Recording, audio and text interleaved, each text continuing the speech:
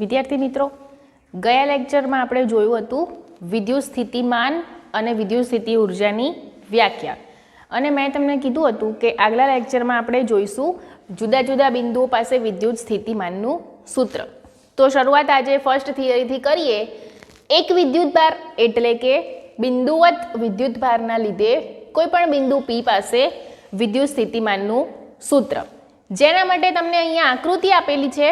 અને અગાઉના લેક્ચરમાં એટલે કે ગયા લેક્ચરમાં આપણે વાત કરી હતી કે વિદ્યુત સ્થિતિમાન એટલે શું, કોઈ પણ વિદ્યુતભારને એટલે કે એકમ ધન વિદ્યુતભારને ક્યાંથી લાવવાનો છે, અનંત અંતરેથી આપેલા બિંદુ P પાસે.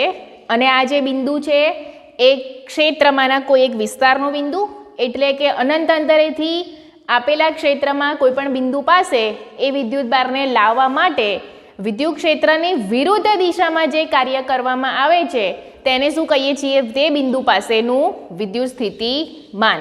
અહીંયા ક્ષેત્રની વિરુદ્ધ દિશામાં કાર્ય થાય છે એટલે તે કાર્ય વિદ્યાર્થી મિત્રો આપણે શું લીધેલું હતું? આ લેક્ચરમાં ઋણ કાર્ય લીધેલું હતું. તો આજે વિદ્યુત સ્થિતિમાનની વ્યાખ્યાની સ્પષ્ટતા કર્યા પછી આપણે આ થિયરી તરફ આગળ વધીએ. તો ફર્સ્ટ થિયરી છે તમારી સિંગલ વિદ્યુતભાર એટલે કે એક બિંદુવત વિદ્યુતભારના લીધે ઉદ્ભવતું વિદ્યુત સ્થિતિમાન. તો જોઈ લઈએ આકૃતિ. અહીંયા આકૃતિમાં શું કીધેલું છે? આકૃતિમાં +1 કુલમ એટલે વિદ્યાર્થી મિત્રો એકમ ધન વિદ્યુતભાર.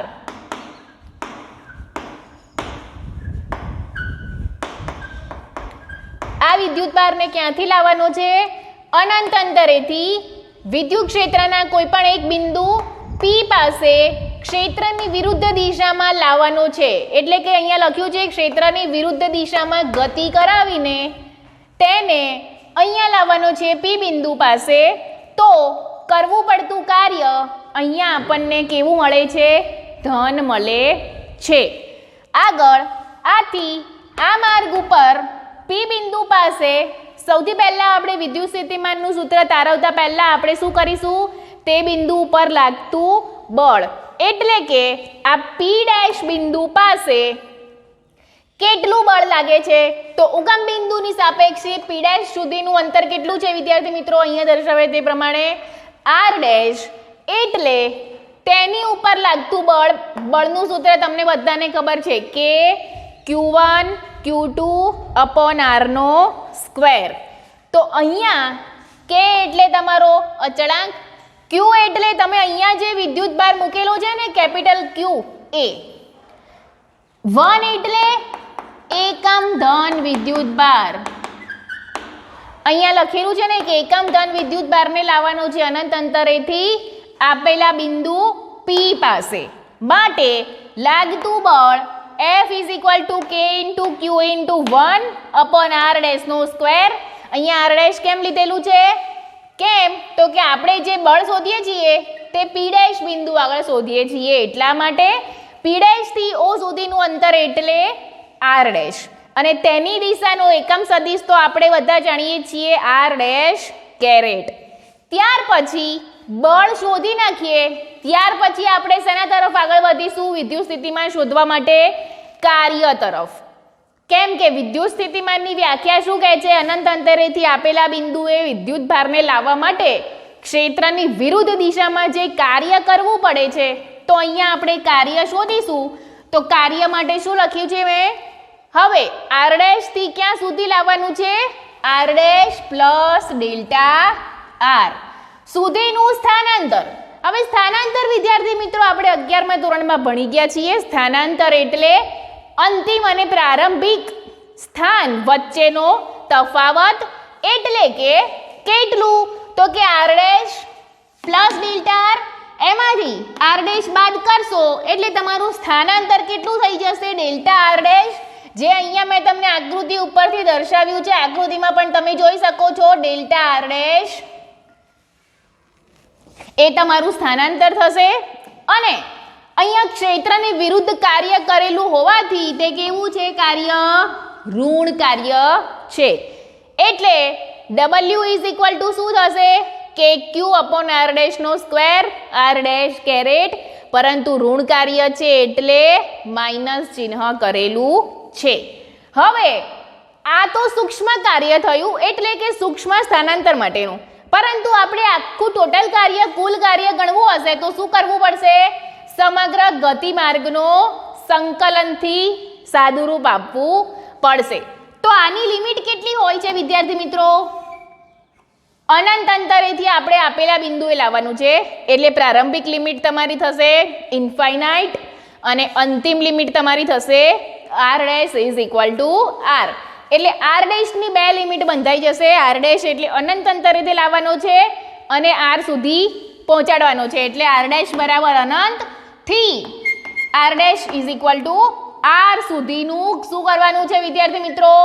સંકલન. સંકલન એટલે ખૂબ જ મોટી ભૌતિક રાશિ હોય તેના માટે આપણે સરવાળો કરી શકતા નથી, તેથી આપણે શું કરવું પડે છે? સંકલન.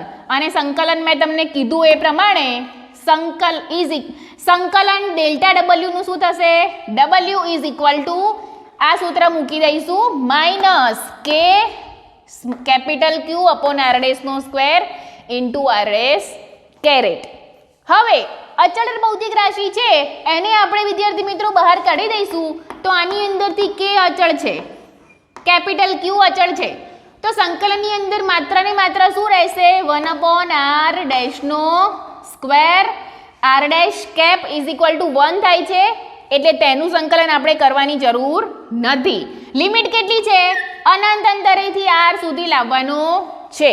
તો તમે જોઈ શકો છો મિત્રો, માઇનસ કે ક્યુ અહીંયા બહાર કાઢી લીધો અને આપણી પાસે જે આ પદ વધ્યું છે સંકલનની અંદર 1/r ડેશ નો સ્ક્વેર, એનું સંકલન થશે -1/r ડેશ અને સંકલન કરી નાખીશું કોઈ પણ ભૌતિક રાશિનું. ત્યાર પછી આપણે સંકલનની નિશાની કાઢીને સ્ક્વેર બ્રેકેટ મૂકી દઈશું. સ્ક્વેર બ્રેકેટની બહાર તેની લિમિટ મૂકીશું કઈ?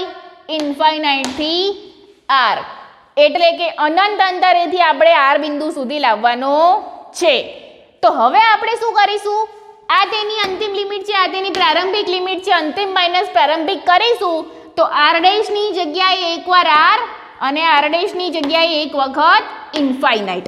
હવે તમે અહીંયા જોઈ શકો છો મિત્રો, માઇનસ માઇનસ પ્લસ, એટલે નેક્સ્ટ સ્ટેપમાં w બરાબર કે ક્યુ, માઇનસ માઇનસ પ્લસ થઈ જશે અને 1/r ડેશ એની લિમિટ છે ઇન્ફાઇનાઇટ ટુ r, એક વખત r મૂકીશું એટલે 1/r માઇનસ એક વખત ઇન્ફાઇનાઇટ મૂકીશું એટલે 1/ઇન્ફાઇનાઇટ અને 1/r તો 1/r જ રહેશે. 1/ઇન્ફાઇનાઇટ ઇઝ ઇક્વલ ટુ 0, એટલે હું અહીંયા લખી દઉં છું તમારી સરળતા માટે, 1/ઇન્ફાઇનાઇટ બરાબર 0 મળે છે. માટે હવે તમારું સાદું રૂપ શું થઈ જશે? કે ક્યુ ઇન્ટુ 1/r એટલે કે ક્યુ ભાગ્યા r. અને તમે બધા જ મિત્રો જાણો છો કે ઇઝ ઇક્વલ ટુ 1/4πε0 હોવાથી તમારું જે ટોટલ કાર્ય છે એ 1/4πε0 કેપિટલ ક્યુ અપોન r થશે, જે શું છે? અનંત અંતરેથી આપેલા બિંદુ પાસે વિદ્યુત ભારને લાવવા માટે ક્ષેત્રની વિરુદ્ધ કરવું પડતું કાર્ય ધન મળે છે, જે અહીંયા આપણે સાબિત કરી ચૂક્યા. ઓકે, હવે ત્યાર પછી આપણી થિયરી અહીંયા નથી અટકતી. આપણે તો શોધવું છે મિત્રો વિદ્યુત સ્થિતિમાન, પરંતુ આપણે શોધી ગયા છીએ વિદ્યુત ભાર ઉપર કરવું પડતું કાર્ય. તો વિદ્યુત સ્થિતિમાનની વ્યાખ્યા શું કહે છે? એકમ ધન વિદ્યુત ભાર પર થતું કાર્ય, જેને કહે છે વિદ્યુત સ્થિતિમાન. માટે v is equal two w ભાગ્યા ક્યુ, અને w ભાગ્યા ક્યુમાં ક્યુ બરાબર કેટલા મૂકી દેશો વિદ્યાર્થી મિત્રો તમે? +1 કુલમ. +1 કુલમ કેમ મૂક્યો? તો કે એકમ ધન વિદ્યુત ભાર છે, એટલે એકમ ધન વિદ્યુત ભારનું મૂલ્ય કેટલું છે? ક્યુ બરાબર 1, અને ક્યુ બરાબર 1 મૂકશો એટલે તમારું આ શું થઈ જશે? વિદ્યુત સ્થિતિમાન. અને w તમને કેટલું મળ્યું મિત્રો? 1/4πε0 ક્યુ ભાગ્યા r, એટલે તમારું વિદ્યુત સ્થિતિમાન કેટલું થશે? તેના ઉપર કરેલા કાર્ય જેટલું થાય છે. તો આજે આપણે મિત્રો આ થિયરી ભણી, એ થિયરી તમારી માટે પરીક્ષામાં ખૂબ જ ઇમ્પોર્ટન્ટ છે. આજે સૂત્ર આપણે તારવી ગયા છીએ બે, v is equal two w is equal two કે ક્યુ અપોન r અને W is equal two KQ upon R, જ્યાં K બરાબર 1/4πε0. તો આ થિયરી ઉપરથી તમારી ટેક્સ્ટબુકમાં એક્ઝામ્પલ નંબર 1 આપ્યું છે, જે હવે આપણે જોઈશું. પરંતુ એક્ઝામ્પલની ગણતરી કરતાં પહેલાં તમારે સૂત્ર એટલે કે આ થિયરી એક વખત રિવાઇઝ કરવાની રહેશે, જેથી હું સાઈડમાં ખસી જાઉં ત્યાં સુધી તમે થિયરી અને ઇક્વેશન જોઈ લો. ત્યાર પછી હું તમને એક્ઝામ્પલ નંબર 1 કરાવું છું.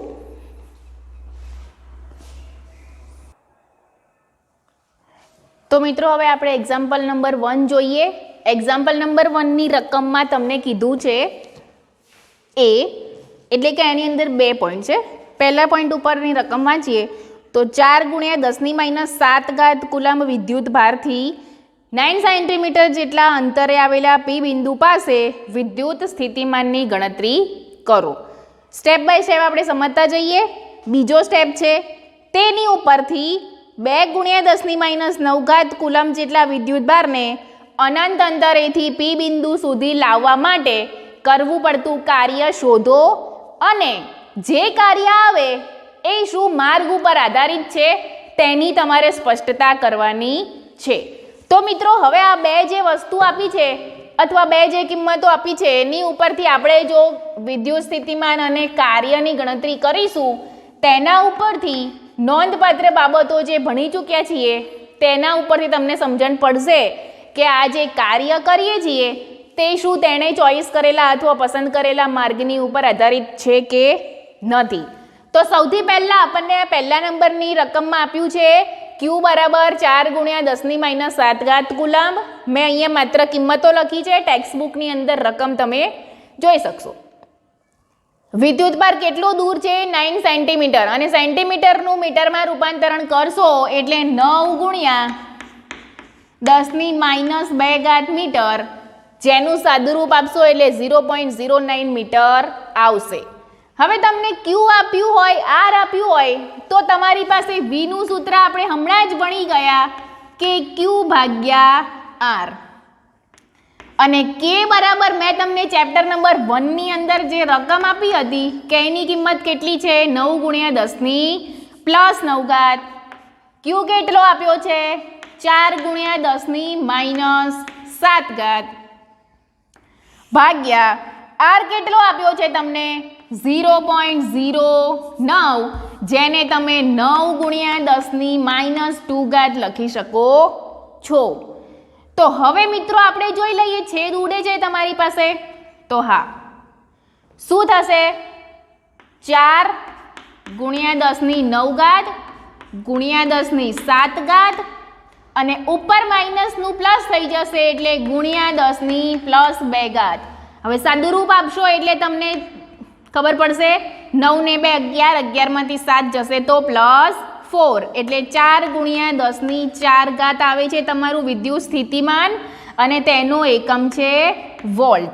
હવે આ વિદ્યુત સ્થિતિમાનની કિંમત એટલે કે આ વિદ્યુત સ્થિતિમાનનો ઉપયોગ કરીને 2 × 10⁻9 કુલમ્બ જેટલા વિદ્યુત ભારને તમારે અનંત અંતરેથી P બિંદુ પાસે લાવવાનો છે. તો તેના માટે થતું કાર્ય કેટલું? તો હમણાં આપણે લાસ્ટ થિયરીમાં ભણી ગયા, W બરાબર Q × V.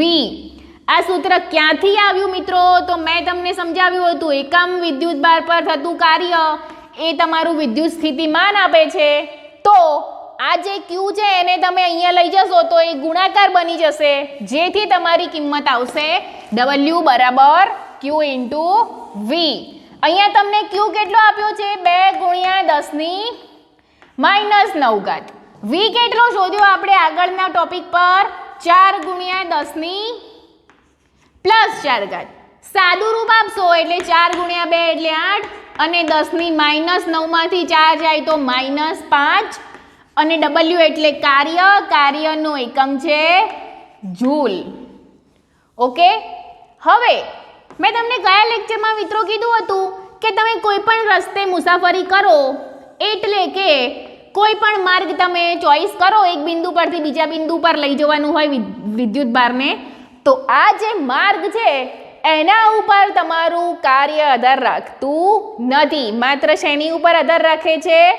તેના બે પ્રારંભિક અને અંતિમ સ્થાન ઉપર આધાર રાખે છે, જેથી કરેલું કાર્ય એ માર્ગ ઉપર આધારિત નથી. તો અહીંયા તમારે શું લખવાનું?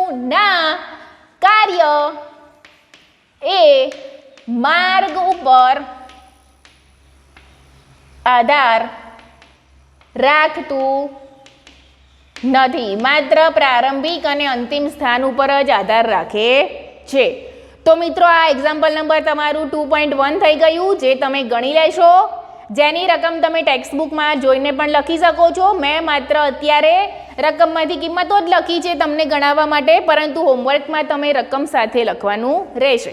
એટલે હવે આપણે જે બિંદુવત વિદ્યુત ભારના લીધે ઉદ્ભવતું વિદ્યુત સ્થિતિમાન શોધ્યું, તેના રિલેટેડ જે દાખલો ગણ્યો, હવે નેક્સ્ટ થિયરી આપણી કઈ છે? ડાયપોલના લીધે ઉદ્ભવતું વિદ્યુત સ્થિતિમાન. પછી તેના ખાસ કિસ્સા જોશું આપણે. અક્ષ ઉપર સ્થિતિમાન કેવું હોય છે અને વિષુવવૃત્ત રેખા ઉપર સ્થિતિમાન કેવું હોય છે. તો તેના પહેલાં તમે આ એક્ઝામ્પલ નંબર 2.1 તમારી નોટબુકમાં ગણી લેશો, આન્સર સાથે લખવાનું છે.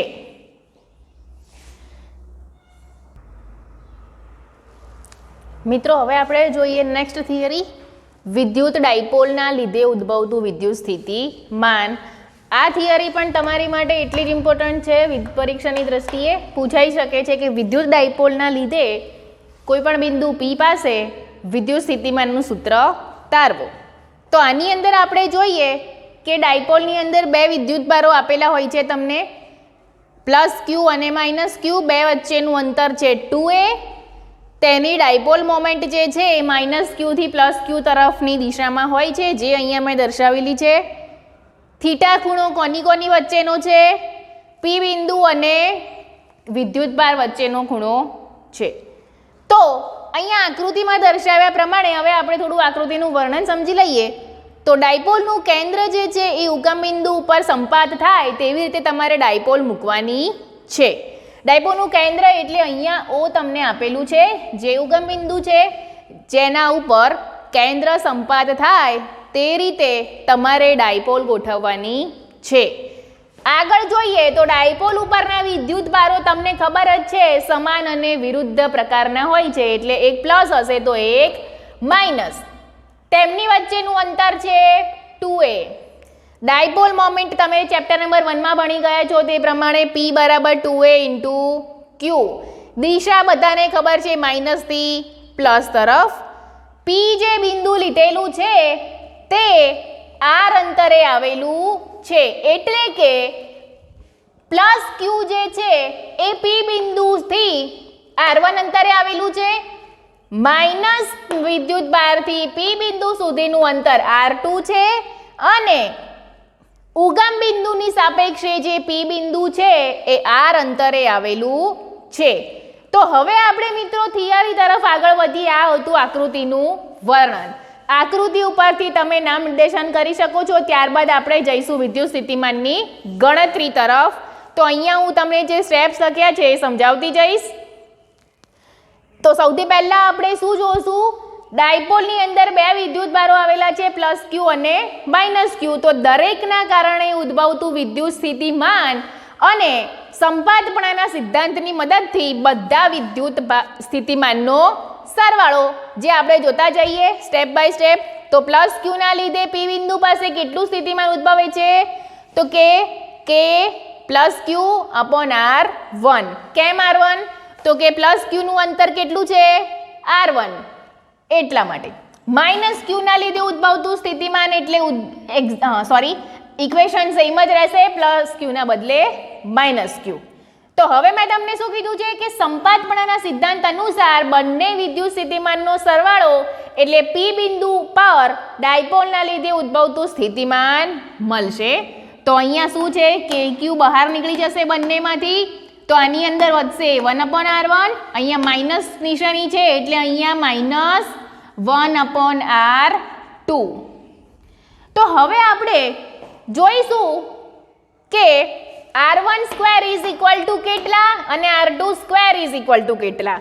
તો સૌથી પહેલા આકૃતિની ભૂમિતિ ઉપરથી તમને ખ્યાલ આવી જશે કે r1² એ r2² કરતા કેવા છે?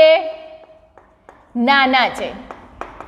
એટલે તમે અહીંયા એક લંબ દોરશો તો તમને આકૃતિની ભૂમિતિ ઉપરથી એક કાટકોણ ત્રિકોણ મળે છે અને આ કાટકોણ ત્રિકોણની ભૂમિતિ ઉપરથી તમને બે સૂત્રો મળે છે મિત્રો. r1² is equal two r² plus a² minus 2ar cos theta અને r2 જે છે એ r1 કરતાં મોટા છે એટલે r² plus a² plus 2a cos theta, જે તમારું સમીકરણ નંબર 4 થઈ જાય છે. આની કિંમત આગળ આપણે જોઈશું તો એક સ્ટેપ તમને ખ્યાલ છે, ચેપ્ટર નંબર 1 માં પણ ભણી ગયા છીએ કે r is very very very very greater than a હોય તો તમે શું કરશો, r ની સરખામણીમાં a ને અવગણવાના છે. પરંતુ અહીંયા કંઈક મેથડ આવી છે કે r is very very greater than a હોય તો a/r ના મોટી ઘાતવાળા એટલે કે સ્ક્વેર, થર્ડ ઘાત, ફોર ઘાત એવા બધા પદોને અવગણવાના છે. માત્ર a/r ની સિંગલ ઘાત એટલે કે એક ઘાતના જ પદો રાખવાના છે.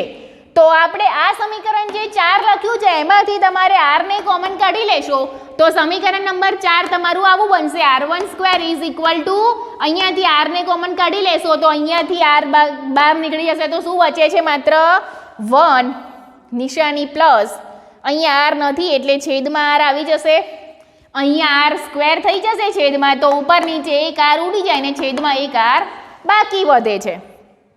હવે મેં તમને શું કીધું, આ શરતનું પાલન કરવાનું છે એટલે r is very very greater than a હોય તો a અને r ના સિંગલ ઘાતના જ પદો રાખવાના છે. સ્ક્વેરવાળા પદ આપણે ઉડાડી દઈશું એટલે a²/r² ને કેન્સલ કરી નાખશો એટલે તમારી પાસે માત્ર હવે એક જ સમીકરણ બચે છે, એક જ પદ બચે છે, r1² બરાબર r² તો કોમન જ કાઢ્યું છે. બ્રેકેટમાં 1 minus 2a cos theta upon r, same to same આવું તમે r2 માટે લખી શકો છો. અહીંયા માઇનસ છે તો પેલાની અંદર શું આવી જશે, પ્લસ, એટલે r1² અને r2² તમને મળી ગયા. હવે તમારે શું જોઈએ છીએ સમીકરણ 3 માં, તો આપણે જોઈએ છીએ માત્ર r1 અને r2, પરંતુ આપણી પાસે છે r1² અને r2², એટલે ડાયરેક્ટ તમારે વર્ગમૂળ કરવાની જરૂર નથી. અહીંયા આપણે દ્વિપદી નામનો પ્રમેય વાપરવાનો છે અને દ્વિપદી પ્રમેય વાપરશો એટલે શું પડશે, દ્વિપદીના અવયવો પડી જશે. પરંતુ એ અવયવો પણ આપણે કંઈક અલગ ટ્રીકથી પાડશું.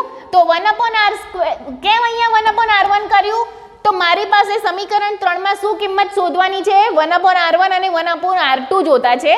આપણે r2 અને r1 નથી જોતા, 1/r1 અને 1/r2 જોતા છે.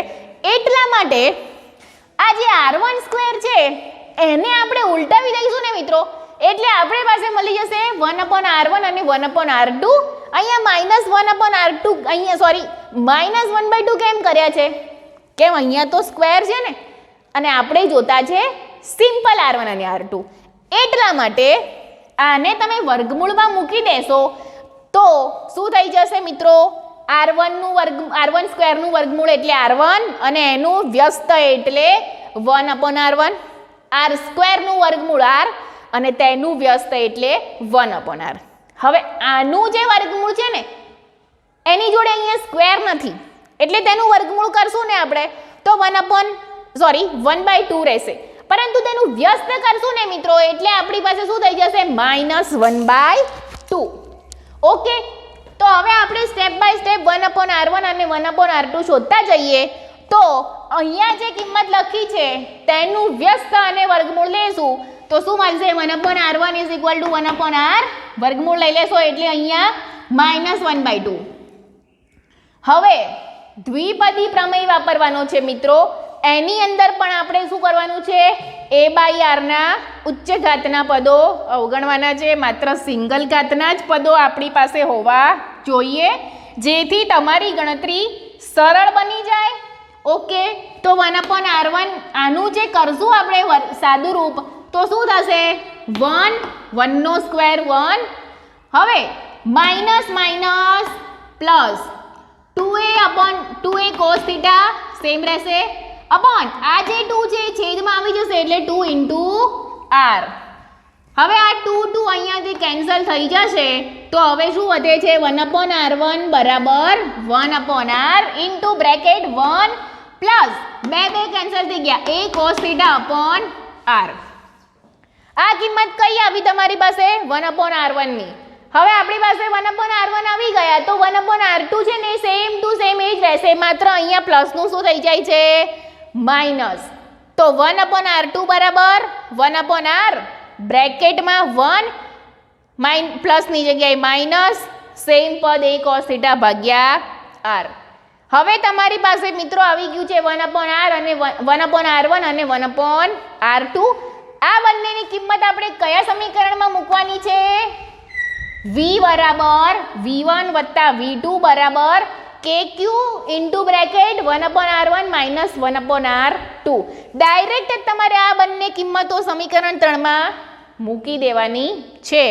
તો મૂકીશું એટલે આ જે r છે ને અંદર આપણે ગુણાકારમાં લઈ લેશું તો v બરાબર kq ઇન્ટુ 1/r વત્તા 2a cos θ 2 ઇન્ટુ r એટલે r નો સ્ક્વેર માઇનસ 1/r અને માઇનસ માઇનસ પ્લસ થઈ જશે એટલે a cos θ ભાગ્યા r નો સ્ક્વેર. અહીંયા આ જે માઇનસ છે ને એ કિંમત આની સાથે માઇનસ માઇનસ પ્લસ થઈ જતું હોવાથી આ બંને પદો કેન્સલ થઈ જશે અને આનું માઇનસ અને આનું માઇનસ પ્લસ એટલે હવે સરવાળો કોનો થવાનો છે? a cos θ ભાગ્યા r સ્ક્વેર અને a cos θ ભાગ્યા r સ્ક્વેર. એટલે અહીંયા મેં લખ્યું છે 2a cos θ ભાગ્યા r નો સ્ક્વેર અને kq તો બહાર જ છે એટલે k અચળ. હવે સમીકરણની ગોઠવણી એવી કરશું કે p બરાબર 2aq આપણને મળે. તો 2a આપણી પાસે આપેલા છે, a વત્તા a એટલે 2a ઇન્ટુ cos θ અને બહારનો q અંદર લઈ લેશું એટલે 2a ઇન્ટુ q cos θ બહાર અપોન r નો સ્ક્વેર. માત્ર સમીકરણનું એરેન્જમેન્ટ જ કરેલું છે, આની અંદર બીજું કંઈ એડ કરેલું નથી. k બાર. હવે તમને બધાને ખબર છે કે ડાયપોલની ડાયપોલ મોમેન્ટ p બરાબર 2aq થતી હોવાથી 2aq ની બદલે શું મૂકી દેશો તમે? p એટલે k p cos θ ભાગ્યા r નો સ્ક્વેર. હવે આપણે k ને અચળ ધારીને p cos θ નું કંઈક અલગ રૂપ ધારણ કરશું એટલે p cos θ બરાબર શું મળશે? સદિશ p ઇન્ટુ r કેરેટ. જ્યારે cos θ ને કાઢવો હોય ને મિત્રો તો બે ભૌતિક રાશિઓની વચ્ચે શું મૂકવું પડે? ડોટ પ્રોડક્ટ મૂકવું પડે. હવે તમે મને એવું કહેશો કે મેડમ અહીંયા તો r કેપ નથી અને તમે તો લાવી દીધો. તો બધાને ખબર છે કે યુનિટ વેક્ટર એટલે કે r કેરેટ જેનું મૂલ્ય 1 હોવાથી તેને ગુણાકારમાં એન્ટર કરો તો આપણને કોઈ ઇફેક્ટ પડે નહીં. માત્ર p સદિશ into r cap. r caret તો 1 જ થઈ જવાનું છે, બંનેનો ડોટ કાઢો એટલે cos θ એટલે p ઇન્ટુ 1 ઇન્ટુ cos θ એટલે p ઇન્ટુ 1 એટલે p અને cos θ એટલે cos θ. એટલે જ્યાં p cos θ દેખાય છે ને વિદ્યાર્થી મિત્રો ત્યાં તમારે હવે શું એન્ટર કરવાનું? સદિશ p ઇન્ટુ r કેરેટ માટે k ઇન્ટુ p સદિશ into r caret upon r નો સ્ક્વેર. માટે તમને હવે જે ફાઇનલ સમીકરણ મળે છે એની અંદર k બરાબર 1/4πε0 મૂકી દેશો એટલે v બરાબર k ની જગ્યાએ v બરાબર 1/4πε0 p સદિશ into r caret upon r નો સ્ક્વેર. જે તમારું સૂત્ર છે કૌંસની અંદર એ શું આપે છે? ડાયપોલના લીધે p બિંદુ પાસે આટલા મૂલ્યનું વિદ્યુત સ્થિતિમાન ઉદ્ભવે છે. હવે આપણે ચેપ્ટર 1 ની અંદર બે કિસ્સાઓ જોયા હતા, સેપરેટ થિયરીઓ ભણ્યા હતા કે ડાયપોલના લીધે વિદ્યુત ક્ષેત્ર શૂન્ય હોય છે પરંતુ તેની અક્ષ અને વિષુવ રેખા ઉપર વિદ્યુત સ્થિતિમાન અલગ અલગ મૂલ્યના હોય છે, જે અહીંયા માત્ર તમને ખાસ કિસ્સા સ્વરૂપે આપ્યા છે. મિત્રો અહીંયા આપણે સેપરેટ થિયરી નથી સાબિત કરવાની વિદ્યુત સ્થિતિમાનની, માત્ર ખાસ કિસ્સાઓ જ જોવાના છે. તો ખાસ કિસ્સાઓમાં પહેલો છે અક્ષ ઉપર સ્થિતિમાન કેટલું હશે અને વિષુવ રેખા ઉપર સ્થિતિમાન કેટલું હશે. તો અક્ષ ઉપર 2 થીટા હશે, થીટા બરાબર 0 અને થીટા બરાબર પાઈ. થીટા બરાબર પાઈ એટલે 180 થીટા. માટે cos થીટાની અંદર તમે 0 મૂકશો તો cos 0 1, cos થીટાની અંદર પાઈ મૂકશો એટલે cos પાઈ 1 એટલે તમારું મૂલ્ય મળે છે v બરાબર kp અપોન r નો સ્ક્વેર. એટલે કે તમે 0 મૂકશો કે 180 મૂકશો, મૂલ્ય કેટલું મળે છે 1, અને બહાર જે વસ્તુ કાઢી છે kp અપોન r નો સ્ક્વેર તો એઝ ઇટ ઇઝ જ રહેશે. હવે બીજો કિસ્સો જોઈએ તો વિષુવવૃત્ત રેખા ઉપર કેટલું હોય છે થીટાનું મૂલ્ય π/2, અને પાઈ એટલે 180, તો π/2 એટલે 180 ભાગ્યા 2 એટલે 90. તો cos 90 0 થતો હોવાથી અહીંયા cos થીટા બરાબર તમે 0 મૂકી દેશો તો આમાં તમે 0 વડે કોઈ પણ રાશિનો ગુણાકાર કરશો તો 0 મળશે, જેથી v બરાબર 0. તો મિત્રો આ થિયરી થઈ તમારી ડાયપોલના લીધે ઉદ્ભવતું સ્થિતિમાન અને તેના ખાસ કિસ્સાઓ. પરીક્ષામાં તમને આ થિયરી કંઈક આવી રીતે પૂછાશે કે ડાયપોલના લીધે કોઈપણ બિંદુ P પાસે વિદ્યુત સ્થિતિમાનનું સૂત્ર તારવો અને તેના ખાસ કિસ્સાની ચર્ચા કરો. આ થિયરી તમારે હોમવર્કમાં 2 વખત લખીને મોકલવાની રહેશે, જેથી બરાબર તમે આ થિયરી સમજી લેશો. ત્યારબાદ આપણે એક નાનકડી થિયરી ભણીને આજનો લેક્ચર કમ્પ્લીટ કરીશું. આ જે થિયરી પહેલાં મેં તમને ભણાવી હતી એક બિંદુના લીધે, એટલે કે બિંદુવત વિદ્યુતભારના લીધે સ્થિતિમાન, એવું આપણે શું હવે નેક્સ્ટ થિયરીમાં કરવાનું છે, એક કરતાં વધારે વિદ્યુતભારો લેવાના છે. એટલે કે n વિદ્યુતભારોના તંત્ર માટે વિદ્યુત સ્થિતિમાન, જે ખૂબ જ નાનકડી થિયરી છે અને સહેલામાં સહેલી થિયરી છે. એટલે તમે એક વખત આ થિયરીના ઇક્વેશન ફટાફટ જોઈ લો, ત્યારબાદ આપણે લાસ્ટ થિયરી ગણીને આજનું લેક્ચર પૂરું કરીશું. નેક્સ્ટ થિયરી તરફ જઈએ તે પહેલાં એક વખત આ થિયરી જોઈ લો.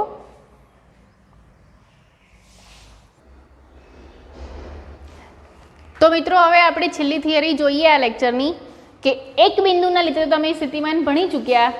હવે જ્યારે તંત્રની અંદર n વિદ્યુતભારો હાજર હશે ત્યારે તમારું વિદ્યુત સ્થિતિમાન એ તમે કેવી રીતે શોધી શકશો? તો આકૃતિની અંદર 1, 2, 3 અપ ટુ n વિદ્યુતભારો હાજર છે. જે વિદ્યુતભારોના p બિંદુની સાપેક્ષે સ્થાન સદિશો કેવા છે? r1p, r2p up to rnp છે. તો દરેક વિદ્યુતભારના લીધે ઉદ્ભવતું સ્થિતિમાન અને દરેકનો સંપાતપણાના સિદ્ધાંતની અનુસાર સરવાળો કરશો એટલે તમને એક વિદ્યુતભારના લીધે ઉદ્ભવતું સ્થિતિમાનના ઉપરથી ઘણા બધા વિદ્યુતભારો હાજર હશે તેનું પણ સ્થિતિમાન સરળતાથી શોધી શકશો. તો સાવ નાનામાં નાની થિયરી અને સહેલામાં સહેલી થિયરી. તો એક વિદ્યુતભાર એટલે કે અત્યારે ધારો કે Q1 ના લીધે P પાસે સ્થિતિમાન એટલે V1 બરાબર કે Q1 અપોન R1P, K બરાબર 1/4πε0 આપણે પહેલાથી જ મૂકી દીધેલું છે. એવી જ રીતે Q2 ના લીધે V2 બરાબર 1/4πε0, Q1 ના બદલે Q2, R1P ના બદલે R2P. એવી જ રીતે V3 કહેશે તો પણ તમે લખી શકશો 1/4πε0, Q2 ના બદલે Q3, R2P ના બદલે R3P. એવી જ રીતે n નંબરના વિદ્યુતભારના કારણે P પાસે Vn બરાબર 1/4πε0 Qn અપોન Rnp. હવે આ બધા જ વિદ્યુત સ્થિતિમાનોનો સરવાળો કરી લેશો એટલે તમને આખા તંત્રના લીધે P પાસે સ્થિતિમાન મળશે. તો આ કયો સિદ્ધાંત છે? સંપાતપણાનો સિદ્ધાંત. સંપાતપણાના સિદ્ધાંત અનુસાર તમને શું કહે છે? દરેક વિદ્યુતભાર વડે ઉદ્ભવતા વિદ્યુત સ્થિતિમાનનો સરવાળો એટલે કે V બરાબર V1 plus V2 up to Vn is equal two, દરેક પદમાંથી મિત્રો 1/4πε0 બહાર નીકળી જાય છે તો તેને આપણે પહેલેથી જ કોમન કાઢી લઈશું. Into bracket Q1 upon Rn1p plus Q2 upon R2p plus up to Qn upon Rnp. જે સૂત્ર કયું છે? n વિદ્યુતભારોના તંત્રના લીધે ઉદ્ભવતું વિદ્યુત સ્થિતિમાન. તો આજે આપણે મિત્રો જોઈ ગયા એક બિંદુના લીધે સ્થિતિમાન, ડાયપોલના લીધે સ્થિતિમાન, ઉદાહરણ નંબર 1, અને n વિદ્યુતભારોના તંત્રના લીધે સ્થિતિમાન.